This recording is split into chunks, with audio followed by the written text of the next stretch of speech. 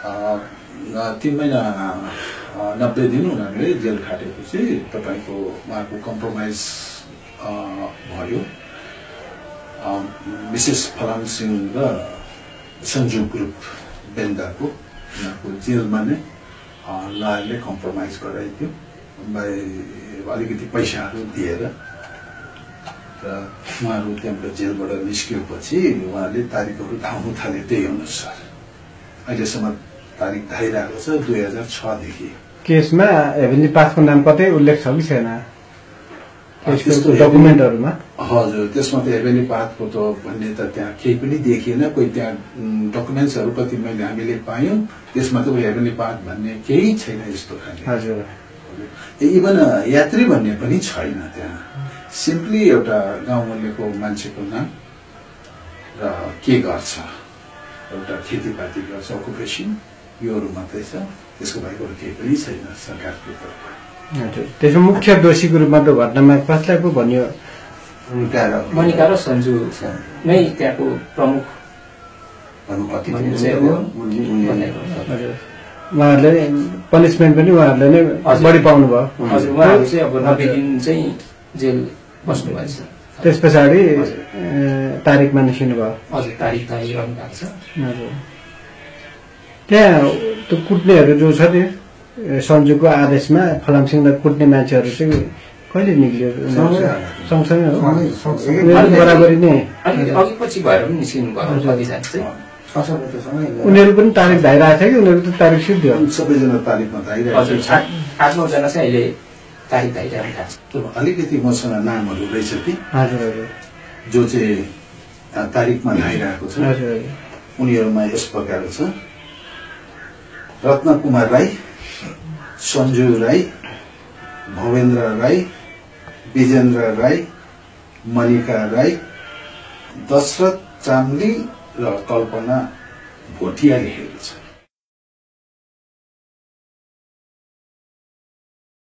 First दिनमा चाहिँ त्यो ध्वनि त लाउनु भएको थिएन। सेकेन्ड दिनदेखि चाहिँ उहाँले ध्वनि लगाएर चाहिँ फलामसिंहज्यू र उहाँको श्रीमतीलाई चाहिँ अब अर्को मम्मी पनि हुनुहुन्थ्यो, उहाँहरूलाई चाहिँ पुरै ध्वनिमा घुमाउनु भयो।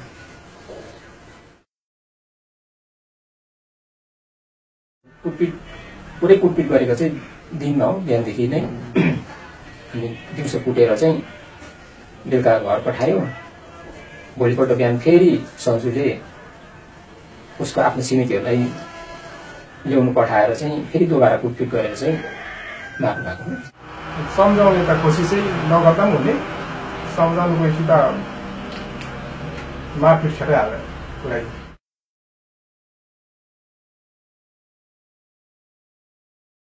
अब त्यहाँ चाहिँ अब उनीहरूले चाहिँ अब त्यही भने नि, उनीहरू चाहिँ अब यो हेभेन्ली पाथको रुल्स रेगुलेसन फलो नगरेकोले गर्दाखेरि उनीहरूले आफ्नो खुसीले यात्री पनि भनिन्छ, खुसीले गुरु पनि भन्छ, खुसीले मेडिटेसन पनि गाउँछ, खुसीले के गरेर अब हेभेन्ली पाथ यसलाई चाहिँ एलिगेसन गरिरहेको छ। गुरु भन्ने कुरो नि बेन्दाको गुरु अब सञ्जु हो नि त।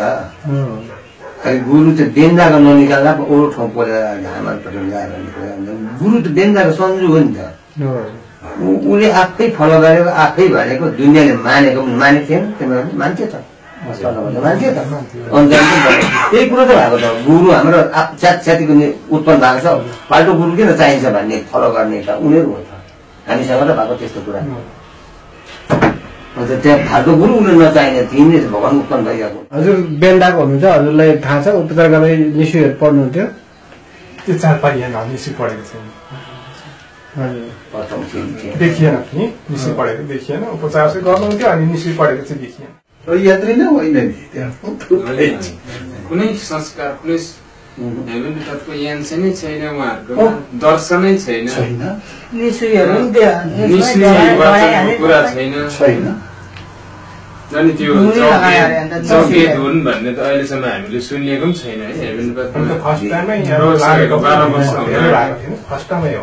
धुन जलाएर मान्छे घुमाउने, त्यो फेरै लिएको जस्तो गर्ने इत्यादि कुराहरू चाहिँ हेभेन्ली पाथको कुनै पनि तालिममा हामीले भेट्यौँ। त्यसैले सञ्जु राई ज्यूले गर्नुभएको र उहाँको सपोर्टमा आउनुहुने मनिका ज्यूले गर्नुभएको कुरा त्यो चाहिँ हेभेनली पाथको दर्शनभित्र पर्दैन। त्यसैले उहाँहरू हेभेनली पाथको यात्री पहिला पनि थिएन छैन पनि भनेर चाहिँ हामी यो चाहिँ एकदम डिक्लेयर रूपले भन्नु सक्छौँ।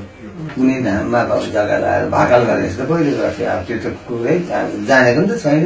सबभन्दा जग्गा लगाएर होम लगाएर मान्छे घुमाएर भोगिदिने त अब कहाँ चाहिँ देखेको छ र। त्यसो भए त पहिला नै हाम्रो समस्या यस्तो हुन्थेन न त। अन्त त होइन रहेछ भने एउटा यो त सारा संसार फैलिएर हेमेली पात फर्केर फैलिरहेको त्यो बेन्जामा चाहिँ त्यस्तो सुन्ने। यो त कसले मान्ने थियो होला, मान्ने कुरा पनि थियो, कोही आउँथ्यो होला हेमेली पातमा को हजुर गुरुलाई भनेर कोही गुरु भन्नु सक्थ्यो होला र है। अहिले सारा संसारमा हजुर गुरु हुनुहुन्छ, तर बेन्दाको गुरु चाहिँ हामीले भर्खर त चिन्दैछौँ। अब बेन्दामा गुरु छ भनेर थाहा थिएन हामीलाई।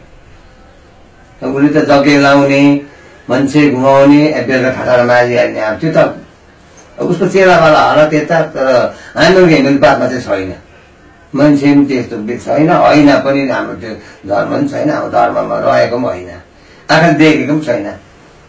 यति वर्ष भएर आइयो। मलाई छोडाको आरोप लगाउनु भयो। हामीले पाएको दर्शनमा त अब यस्तो छोडाबक्सी भन्ने कुरा त हामीले सुनेको छैनौँ।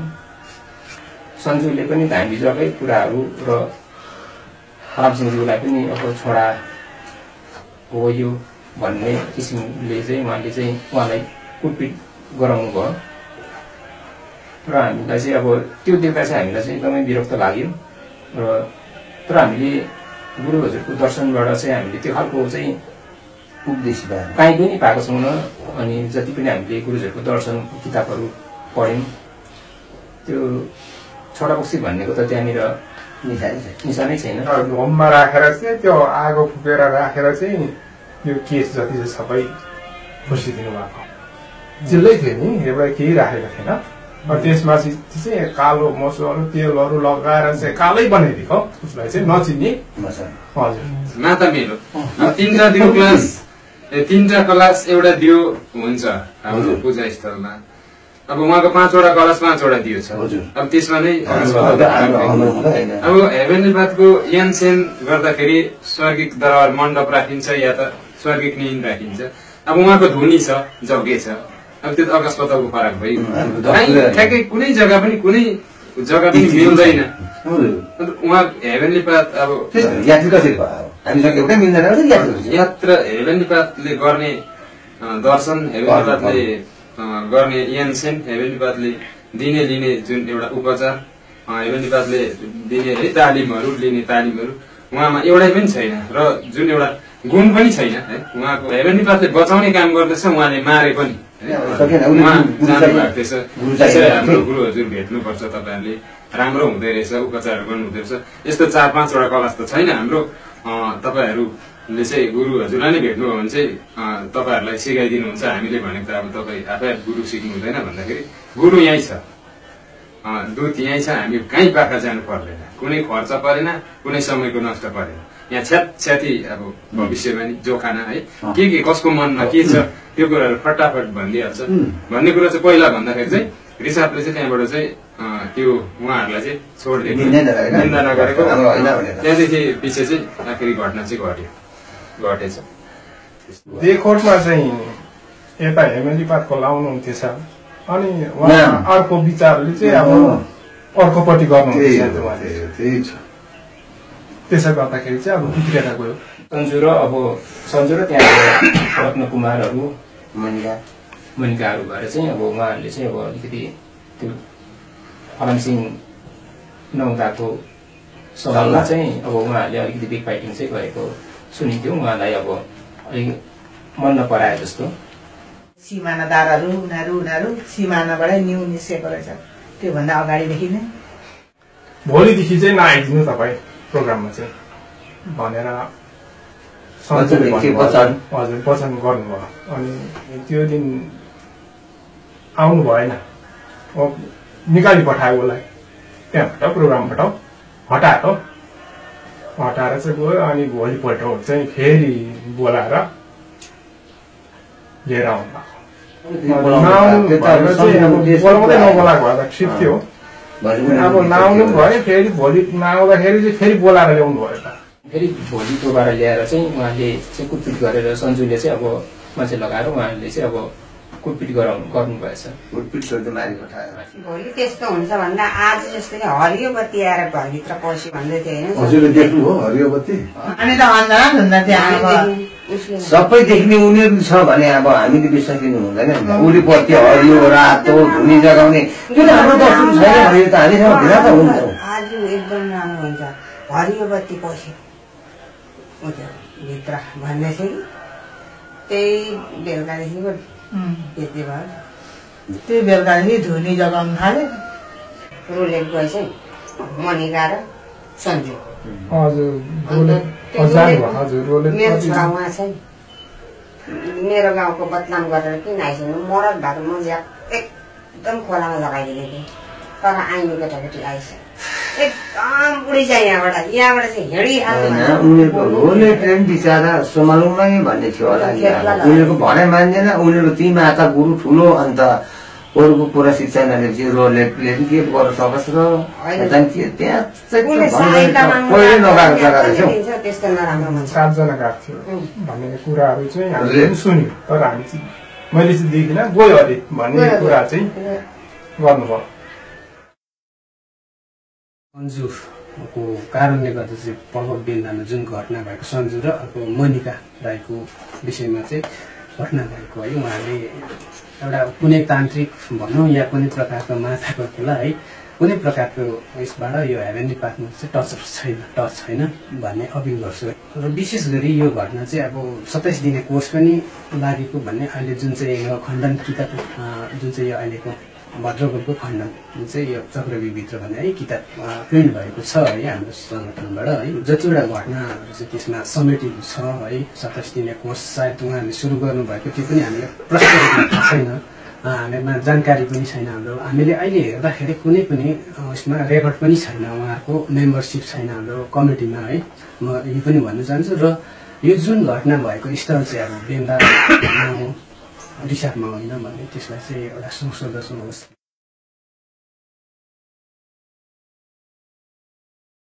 फलामसिंहज्यू अब हाम्रो मैले एउटा साइनोमा चाहिँ मामा भन्नुहुन्थेँ। उहाँ चाहिँ अब हामीभन्दा अलिकति हेभी टाइपको हुनुहुन्थ्यो अनि कोरो टाइपको अनि उहाँले गुरुजीको दर्शनको विषयमा उहाँले कति कुराहरू हामीलाई पनि भन्नुहुन्थ्यो। मैले दसैँ तिहार आउँदाखेरि कतिवटा रागाहरू काटेँ कतिवटा सुँगुरहरू खोजेँ त्यो कुरोहरूबाट हामीले मुक्ति पाउन सक्यौँ भने यो हाम्रो राम्रो भाग्य हो।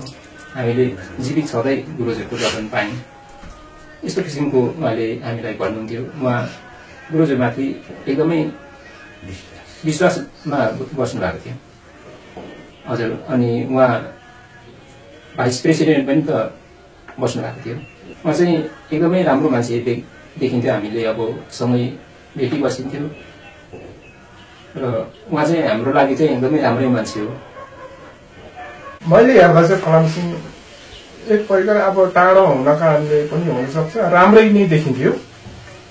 भेटघाट गर्दा राम्रै नै उहाँले कुरोहरू गर्थ्यो राम्रै बातहरू गर्नुहुन्थ्यो। सबै कुरो उहाँले बुझाउनुहुन्थ्यो।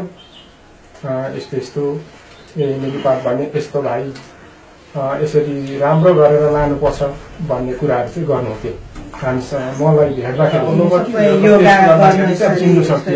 मेरो यो घोडा दुख्ने बिमार कम्बर दुख्ने बिमारको लागि पनि योगा गर्नुपर्छ मासीमा भन्दै सिकाउनुहुन्थ्यो नि। छ्यामा अब काकी पढ्छु म उसको काकी पढ्थेँ अन्त सबै सिकाउँथे नि हाम्रोतिर आउँदा योगा गर्नु घोडाको लागि बिहान यसरी उठेर यस्तो गर्नुपर्छ उस्तो गर्नु सबै सिकाउँथे। राम्रै थियो। अब एक दुई पल्ट आएको नि हाम्रोमा। तर फलामसिंहले आफ्नो प्रकारले गर्दाखेरि त्यहाँ ठक्कर लाग्यो। सन्जुले भने तपाईँ आजदेखि भित्र नपस्नुहोस् भन्नु। किन म पस्दिनँ म पस्छु केही हुँदैन भनेर ऊ पछि पनि हाल्यो। सन्जुले केही गर्नु सकेन। त्यहाँदेखि भित्र टक्कर सुरु हुनु थाल्यो। त्यहाँदेखि बस यहाँ कुरा सुन्दाखेरि चाहिँ अब फलामसिंह चाहिँ अलिक राम्रै यात्री हुँदै गरेको जस्तो देखिन्छ होइन। र सन्जु चाहिँ 5वटा कलश 5 दियोहरू राख्ने भनेपछि ऊ चाहिँ सही यात्री ऊ थिएन। उसले चाहिँ हो भने बाथको नाम मात्रै लियो अभ्यास चाहिँ राम्रो चाहिँ फलाम सिंहले गरेको देखिन्छ क्या यहाँनिर अहिले तपाईँहरूको कुरा सुन्दाखेरि यसो हुँदाखेरि ऋषिजीले फलाम सिंहलाई चाहिँ खतम गर्नको लागि सन्जुलाई प्रयोग गरेर त्यो गाउँको मान्छेहरू सस्पेक्टिभ काम गरेको हो कि सुरुले सन्जुले नै यो काण्ड गरेको हुन कारण यो ससले पनि भएको बुझिसक्यो कुरा सुन्दा पनि किनभने उही गुरु उही जाने थियो भने चाहिँ अब त्यो फलाम सिंहलाई त त्यति दोषाउनु सकिँदैन हामीले किनभने उसलाई फलाम सिंहले जति दोषायो सन्जुले दोषाएर हामीले दोषाएर लगाइन्न भनेर आफूले देखिएन अन्त उतिर अब आवास लगाउने नै सन्जुल भएपछि त्यहाँ त उसले त्यही त दोषी हुन्थ्यो त्यो फाल्टो त कोही पुगेन उही त्यहाँ गुरु उही त्यो हल्का उही हो साइनी अब सबै त सन्जु रहेछ त अन्त मणिकाला सबला सोध्दा त्यसै गाउँलेहरूले चाहिँ अब अलिकति गुरुको निम्ति अघि बढ्दै जाँदा है नसहेको जस्तो त्यस्तो बुझ्यो।